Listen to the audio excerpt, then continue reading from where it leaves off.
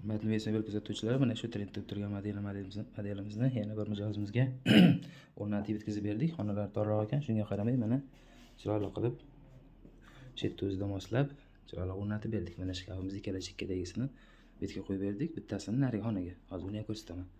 Mana polni moyishi yumshoq qilingan materialni qilib, sensorlari polni podsetkalari sensorda ishlaydi. Davchik mexanizm logotifimiz bor har birida. Xohlasa oyoqqa ham zarari yo'q mana. Yumshoq. Ko'rib baho berib qo'ysizlar, like bosib qo'ysizlar yoqsa. Hozir mana shkafimizni va tremimizni ko'rsatamiz. Mana tremosni chiroyli qilib o'xnalarga o'rnatib berdik. Juda ham chiroyli tremosi, nevichni. Davchik. Materiallari ham moyishi.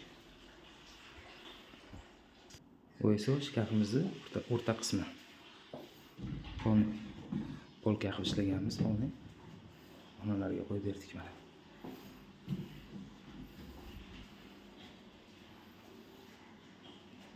Kuzatishda davom etasizlar bizni. Yoqsa like bosib qo'ysizlar.